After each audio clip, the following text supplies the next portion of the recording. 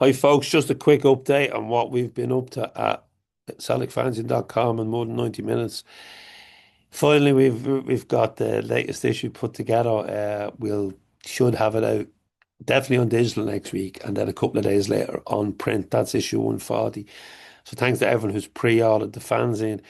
We've recorded our first podcast of the new year today. Michael Pringle, Glasgow journalist, and a man who's been following Celtic since the late 70s, home and away, joins me to chat all things Celtic. We look at the current state of play at Celtic, and it is in a state. We talk about the new manager, 7 games, uh, five defeats and 2 wins. It's just not good enough. It's alarming for anybody. Celtic have brought in the first signing of the new transfer window. From Bournemouth on loan comes Julian Oranjo. I hope I pronounced that right. A Mexican international, 16 caps, and he's here till the end of the season.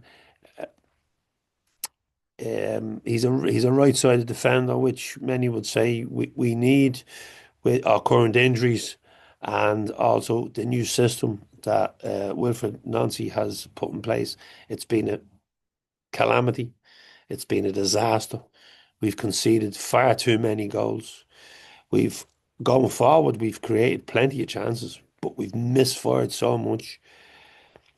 His first 4 games were an absolute disaster, including a cup final defeat to St Mirren.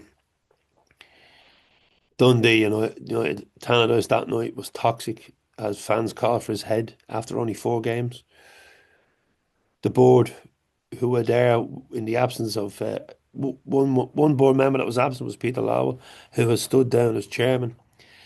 He's been replaced by Brian Wilson, who is just they've just moved to deck chairs. Although they do tell us that they are going to bring in a new chairman. We've been told that before. Performances have just been terrible. I fear the worst for the game against the Rangers. I hope and pray that I'm wrong. We leave early in the morning. The early hours, we'll travel over the Irish Sea as usual. Some of the crew have arrived already. They're enjoying post-match points in hotels and bars around the city. Quick check on social media shows me that. Plus lads checking into airports and that. The buses will leave Ireland as per usual by ferry tomorrow as well in the early hours. So to everyone travelling, safe travels. I'm sure I'll bump into a good number of you around the stadium or around the bars after. And I hope and pray that we're celebrating. I really do. I hope I've got it wrong about Nancy.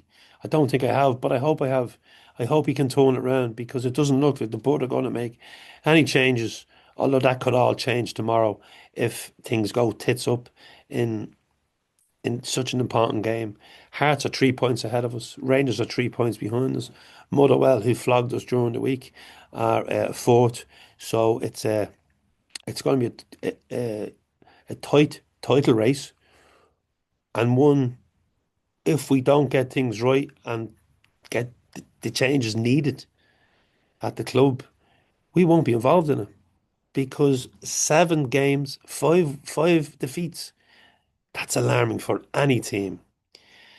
Folks, you can get you can listen to the podcast across all platforms. You can also download our app on the App Store and Google Play, and everything we do there across all our writing, blogs, audio, video, everything is on the app. So just if you can get that in touch of your finger on your phone or tablet. The website is still celticfanzine.com if you want to visit that way. And the podcast is available across all platforms and on our YouTube channel, Celtic TV. Celtic Fanzine TV. Just big shout out to Michael for joining me again. Great knowledge of Celtic, a great Celtic fan. And he'll be standing in the North Cove tomorrow with a lot of empty spaces around him because his ticket is not banned. He is not a Green Brigade member, but he's been in that section since it opened. He's a Glasgow journalist with a lot of experience. He's wrote for the fanzine for many, many years. I always value his opinion. So give it a listen or a watch, and